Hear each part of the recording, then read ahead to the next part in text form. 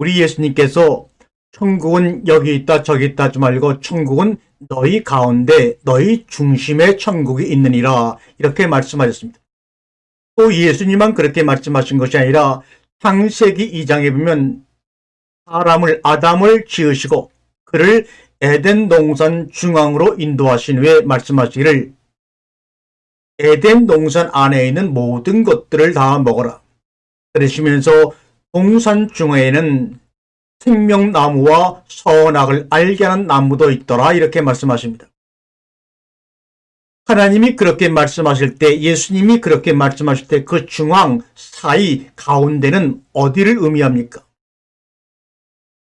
세상에서의 중심은 힘이 있는 사람, 돈 있는 사람, 강대국들이 스스로 중심이라고 외치며 주변을 바라보며 판단합니다. 하나님이 말씀하시는 그 에덴 중앙, 예수님이 말씀하신 너희 가운데 그것은 어디일까요? 또 그 가운데서는 무슨 일이 일어나는 것일까요? 제우스 신이 이 지구의 중심을 알아보기 위해서 동가서에서 독수리를 동시에 날아가게 했습니다. 그래서 어느 정도 시간이 지났는데 동서에서 날라온 독수리가 만나는 그 지점, 이것이 바로 지구의 중심이다. 배꼽이다 해서 거기다 옴팔러스라는 돌을 갖다가 세워놓았습니다. 거기에 세워진 신전이 바로 아폴로 신전, 델피에 있는 아폴로 신전입니다. 아폴로 신전이라고 하는 것은 그리스 도시마다 있었지만 특별히 제우스 신이 여기가 바로 지구의 중심이야 라고 했던 그 델피라는 마을에 세워진 아폴로 신전이 굉장히 우리에게 익숙하고 유명한 신전이 되었고, 그 신전은 다른 기능 말고도 하나님 신으로부터 어떤 신탁을 내려받는 신전으로 유명했습니다. 그 신전문을 지나가려면 아무나 그 안으로 들어가는 것이 아닙니다. 그 현판에 여러분도 너무나 익숙하게 들어온 글귀가 있습니다. 그것이 뭐냐? 너 자신을 알라 이 말입니다. 소크라테스가 그 신전에 쓰여진 글씨를 사람들에게 이야기함으로 말미암아 유명해진 신전이 바로 아폴로의 신전입니다. 너 자신을 알라. 그러므로 제우스가 동가서에서 여기가 우주의 중심이야 라고 옴팔로스라는 돌을 갖다 놓은 이 중심이라는 이 지역에서는 무엇을 해야 되느냐? 바로 너 자신, 나 자신을 아는 장소가 됩니다. 나 자신을 알지 못하고 아폴로 신전에 들어가서 아무리 신탁을 받은 그것이 나에게 무슨 의미가 있겠습니까? 에덴 동산 중앙에는 수많은 먹기에 아름답고 탐스러운 열매가 많이 있습니다. 그 먹으라고 말씀하셨습니다. 그런데 동산 중앙에 있는 선악을 알게 하는 나무는 먹지 말라. 이렇게 말씀하셨습니다. 왜 그랬을까요? 그 모든 말씀의 이면속에는 하나님을 만남으로 말미암아 나 자신을 깨닫고 내가 누구인지를 깨달음으로 말미암아 하나님이 진정 나와 어떤 관계에 있는지 이것을 깨닫고 경험하게 되면 하나님의 나라가 바로 너희 가운데 이루어진다. 이것을 중심, 너희 가운데 사이라고 말씀하신 겁니다. 우리나라 출신으로 세계적인 보컬리스트로 이름을 알린 방탄소년단을 알고 계시죠? 이 방탄소년단의 히트곡 중에 여러분도 아는, 아마 나이 작은 분들은 잘 모르시겠지만 우리 젊은 청년들은 잘 알죠. 방탄소년단의 유명한 히트곡 페르소나라는 그 가사에 이런 가사 내용이 있습니다. 나는 누구인가? 평생 물어온 질문. 아마 평생 정답은 찾지 못한 그 질문. 나란 놈을 고작 말 몇 개로 답할 수 있었다면 하나님께서 그 수많은 아름다움을 다 만드시진 않았겠지. 이게 바로 방탄소년단이 부른 페르소나 노래의 가사 중의 일부입니다. 이것이 방탄소년단이 부른 노래가 아니라고 했다 그러면 굉장히 신앙적인 고차원적인 고뇌 속에서 나온 말일 수가 있습니다. 나는 누구인가? 평생 물어온 질문. 얼마 전에는 유명한 나훈아라는 가수 그분이 테스 형 하면서 나는 누굽니까? 라고 테스 형에게 물어보는 노래가 또 우리 주변에 우리의 심금을 울린 적이 있습니다. 소크라테스로부터 수많은 현인과 철학자들과 또한 음악인과 많은 사람들이 나는 누구인가 평생 질문을 했지만 페르소나의 가사처럼 아마 평생 정답은 찾지 못한 그 질문, 이제는 그 질문에 대한 답을 우리가 알아야 되겠습니다. 그것이 바로 에덴 동산 중앙안에 심어진 생명나무와 선악을 알게 하는 나무를 통하여 우리에게 주어지는 해답이 됩니다. 물론 우리는 그 얘기를 하려고 하는 것은 아닙니다. 또한 여기 보세요. 나란 놈을 고작 몇 개의 말로 답할 수 있다면 하나님이 첫째 날, 둘째 날, 셋째 날, 넷째 날, 다섯째 날, 여섯째 날 이렇게 6일간의 창조를 통해서 아름다움을 만드시지 않았겠지라고 질문하는 젊은 방탄소년단들의 그 노래. 이 의미를 현대인들이 제대로 받아들인다면 세상이 조금이라도 좀 나아지지 않을까요? 선악을 알게 하는 나무는 먹지 말라. 내가 먹는 날에는 반드시 죽으리라 하시니라. 여호와 하나님이 이르시되 사람이 혼자 사는 것이 좋지 아니하니 내가 그를 위하여 돕는 배필을 지으리라 하시니라. 창세기 2장 17절과 18절의 말씀입니다.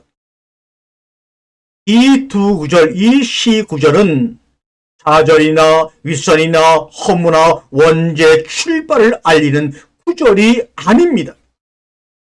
그런데 이 명령 때문에 인간의 그 명령을 어김으로 말미암아 우리에게 원죄가 다가오고 원죄로 인해서 사망이 우리를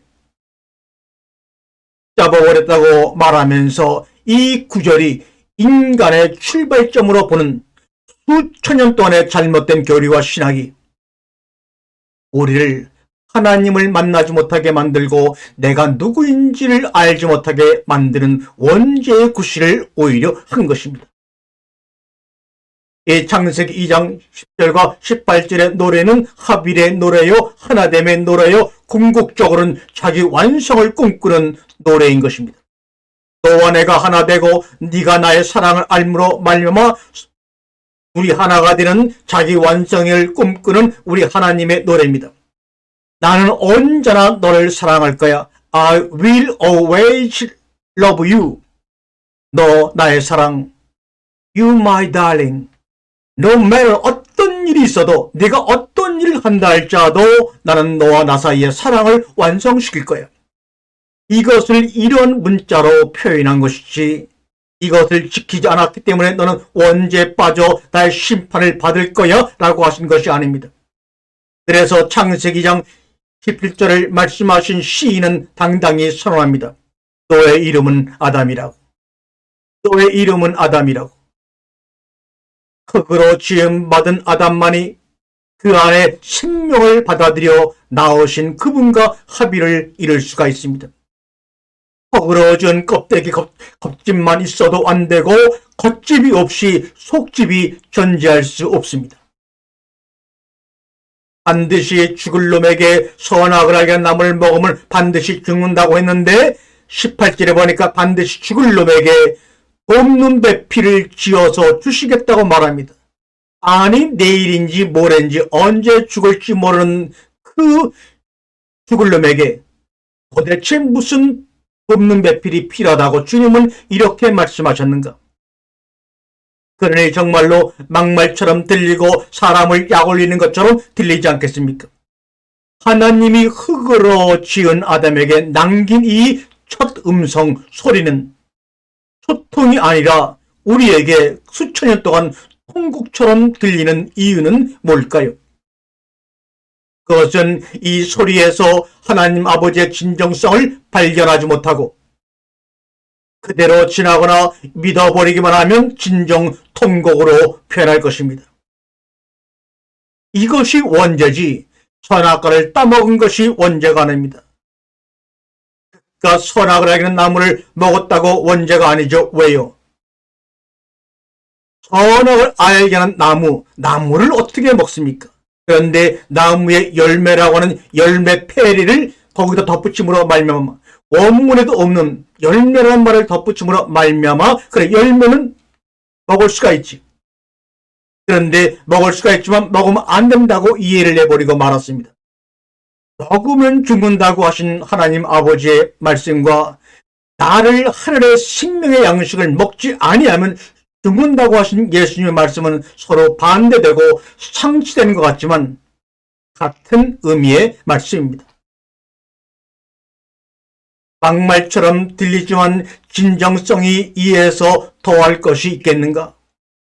싶을 정도이기에 무슨 막말이 이렇게 대책도 없이 아름다운가? 라고 말하고 있지만 그렇게 말씀하신 하나님 아버지의 속은 그 마음은 정말 쑥검댕이 그 자체일 것입니다.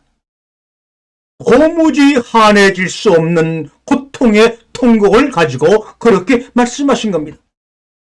내가 이 말을 하는 이 말 속에 들어있는 나의 마음을 저들이 알기나 알까? 하는 염려하는 마음 때문에 그 마음이 얼마나 공허하고 어둠 속에 빠져 있는지 우리가 선악과를 먹은 것 때문에 그리 되는 것이 아니라 그렇게 말씀하신 하나님 자체가 그것을 이해하지 못할까 염려하는 우리를 바라보며 가지신 그 마음, 그 안타까움, 그 고통의 서곡을 우리가 알기나 합니까? 사람 간에도 서로 다른 두 사람이 서로의 방식대로 사랑하며 길들인다는 것 얼마나 큰 갈등의 과정인지 우리는 알지 않습니까? 하물며 피조를 당한 피조물과 창조주, 지음받은 자와 지은 자 사이에 건널 수 없는 무지한 갭이 있음에도 그럼에도 서로 사랑하면 길들인다는 것은 희망을 갖기에는 너무나 거리가 멀고 추억으로만 끝나기에는 너무나 애절한 고통의 현재 진행형이 아닐까요? 그러나 하나님 아버지는 기어코 그 일을 다 이루시고 마셨습니다. 어린 왕자라는 책에서 어린 왕자에게 여호가 이런 말하지요. 인내심을 가져야 해. 말이란 오해의 씨앗이야. 하나님의 그런 원대한 마음을 인간의 소박한 문자에다가 기록하여 우리에게 줌으로 말미암아 그 문자를 보고 우리가 오해하고 갈등할 것을 아시림에도 불구하고 그렇게 문자에 담아 두실 수밖에 없었던 하나님의 애절한 마음, 이것을 여러분 아시는지요? 문자라고 하는 것은 갈등의 과정입니다. 오해의 씨앗이 될 수가 너무나 많이 그 속에 있습니다. 하지만 하루하루 지나가면 너는 내 옆으로 점점 가까이 다가와 앉게 될 거야. 그리고 마침내 내 속에 들어와 나와 하나가 될 거야. 라는 소망을 주님은 한 번도 놓친 적이 없습니다.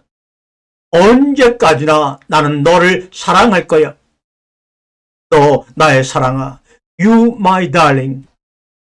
어떤 일이 발생해도 no matter. 너희들이 어떤 사건을 일으켜도 내가 너를 향한 약속은 그 사건을 앞서서 그 모든 것을 포옹하고 말 거야. 침묵을 지키는 인내심, 침묵하면서도 함께 지낼 수 있는 인내심, 침묵 덕에 서로가 더 가까워질 때까지 견뎌내는 인내심. 사랑은 빨리 하는 속도전이 아닙니다. 그것을 하나님께서 수천 년 동안 인류의 역사를 통해 몸소 보여주셨습니다. 또 주시고 계십니다. 서서히 신뢰를 쌓아가는 인내 과정입니다. 그래서 어린 왕자에서 여호와는 어린 왕자에게 인내심을 강조합니다. 우리는 그동안 사랑을 위한 인내의 침묵이 아니라 사랑을 접은 자포자기의 침묵을 했던 것은 아닐까요? 그동안 우리의 침묵도 마찬가지입니다. 하나님, 우리 말 좀 해요 라고 말하기까지 보냈던 침묵의 시간이 오히려 자기의 주장을 더 강화할 논리를 준비하는 시간으로 보냈던 것은 아닐까요? 그렇다면 이것이야말로 회개해야 할 가장 중대한 죄입니다. 하나님의 입장에서 사태를 돌아보는 침묵과 인내의 시간이어야 합니다. 그래서 다시 그분과 대화를 시작할 때에는 너 그거 먹지 말라 그러는데 왜 먹었어? 아니 먹을 걸 뻔히 아시면서 왜 먹지 말라고 하셨어요?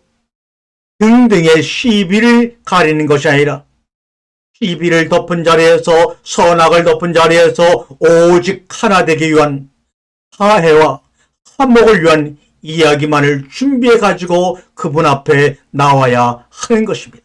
아멘, 아멘.